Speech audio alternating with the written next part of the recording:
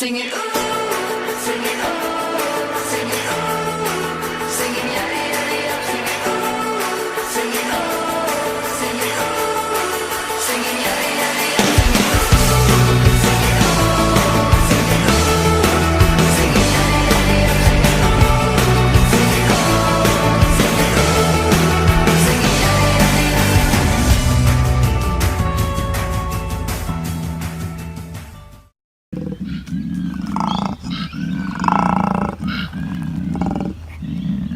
So I saw Maven Mark did a little interview with Nigel Mitchell, who is the nutritionist guide guru for the Drapac Cannondale team and formerly employee of Team Sky. Controversial, not controversial. And Nigel Mitchell, I've been a critic of Nigel Mitchell in a fun, trolling, loving sort of way by saying, you know, how can the Team Sky nutritionists be overweight? And, you know, like how can any riders, I mean cyclists, man, we're like ballerinas, obsessed with weight, obsessed with weight. You know, even fat banker cyclists will spend, you know, fucking 8,000 pounds on a Pinarello bike that weighs 6.8 kilos, but yet they're lugging around extra 20, 40, 80 pounds of heft in their guts. You know, like cyclists obsessed with weight in a good way and a bad way. So my tip for Nigel Mitchell, who wants to go plant-based, then he obviously wants to lose weight. Because let's be honest, man, nobody's really going vegan for the ethics. I mean, that's a big part of it, it's huge. That should be the thing, but us humans, we're shallow, narcissistic creatures. We all like to look lean and be pretty and look fit and masculine or strong or have that energy and passion and vitality. We all love that, and that's attractive, and that's how we're hardwired. And plants, fruits, rices, sugar, those things were designed to eat. They taste good. They help our dopamine release. They help our serotonin at night to sleep. They help our metabolism. They give us that muscle glycogen to fuel the day. Whether you're a Tour de France hopeful on GC, or whether you're the Tour de France mother or single dad who's just trying to round up their fucking pack of kids, their peloton of kids who are creating fucking drama in the house every day. You still need carbohydrates to get it done. So my tip for Nigel Mitchell is, motherfucker, carb the fuck up, alright? I see it in cycling. I mean, I've talked with Dr. Ferrari about this. There's this big carb phobia.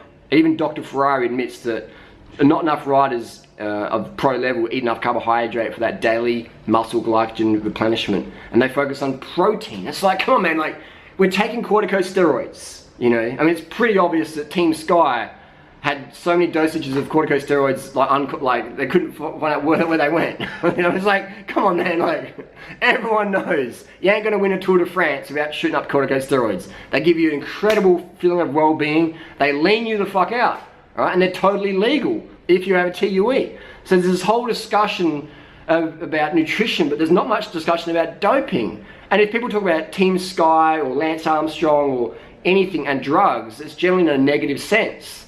I say, let's fucking forget all that, alright? This is pro sport. People are paid to fucking win, alright? Your job is to win. If you don't have UCI points, we fuck you off. Look in 2011 with Chris Froome, alright?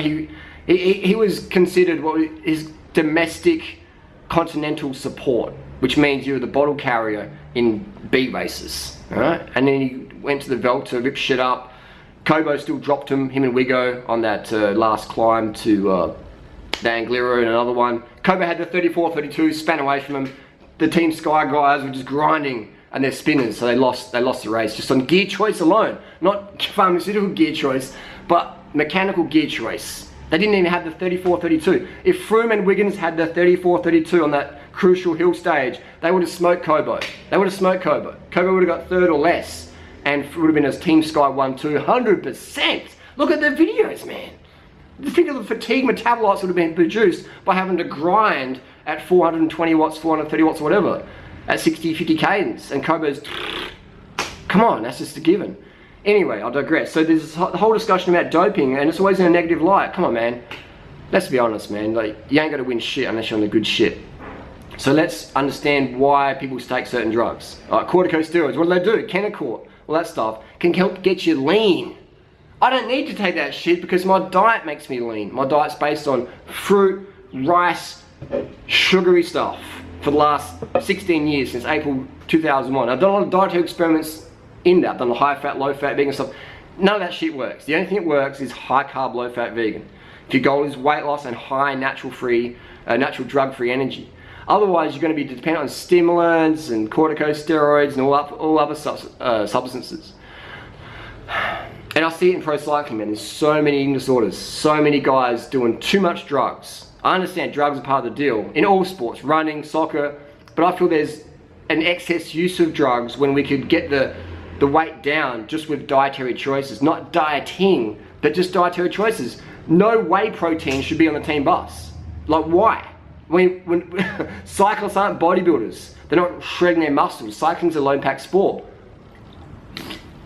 No one loses a race because they ran out of protein. Oh, you got dropped, man. What happened on the climb? I ran out of amino acids. No. I ran out of fat. No. You ran out of muscle glycogen. Your glycogen's dropping.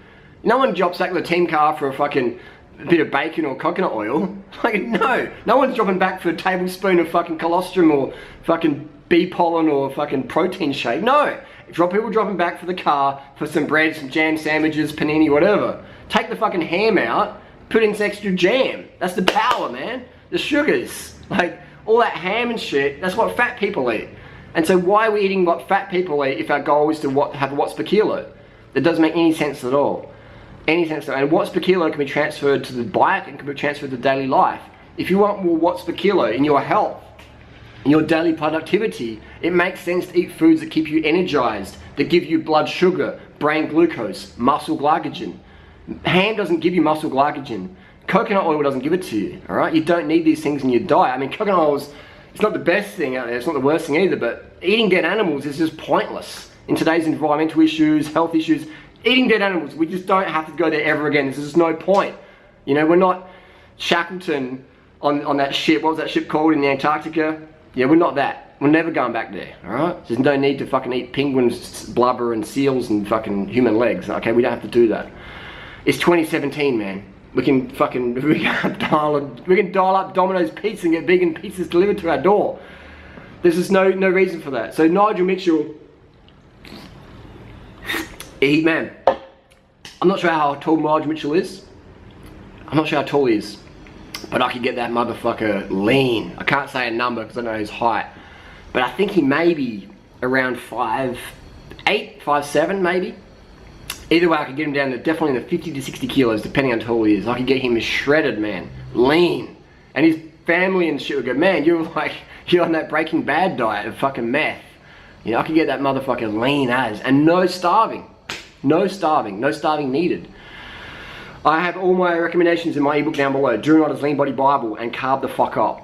Alright, watch my videos. It's fruit, rice, sugar. No starving. Early nights. Drink your water. Have fun. You know, if you're going to use stimulants, use them moderately, rarely. And don't use them at night time unless you're doing some fucking crazy 24-hour race. But even then, I say that people in cycling, man, I see people like drinking coffee after races. You know, like, what the fuck? They're drinking coffee after training. It's like your body wants to relax. It doesn't want this inflammatory stuff. It wants to chill.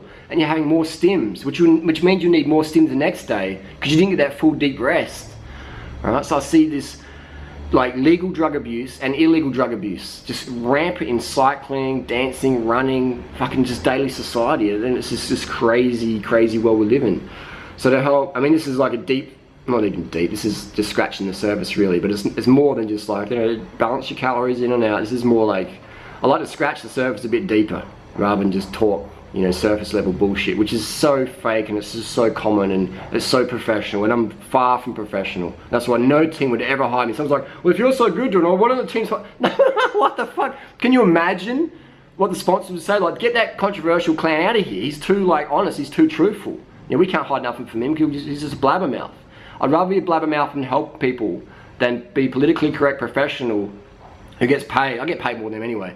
But who gets paid to just be a muppet, a puppet, you know, a shadow of what your true self is. I like being who I am. And I love helping people get the best results ever. So my tip to Nigel Mitchell is, man, just carb the fuck up, get my ebooks or just watch my fucking videos. And you know, man, you've worked with cyclists. You've seen what goes on behind the scenes, and I'm sure you have.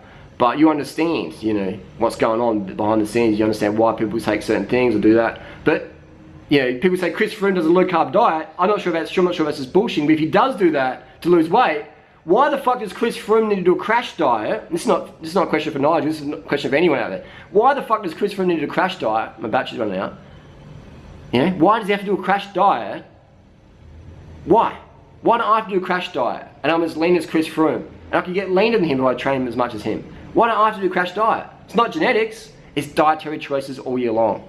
Okay? So ask yourself that question. Why would Chris Froome have to do a crash diet to lose weight for the Tour de France? When Duran Rider sits around on his ass 70 hours a week, drinking Sprite, eating fruit and rice, doing fuck all training, and lean as any Tour de France winner. How? Why? How does that happen? Okay, you've been lied to with nutrition.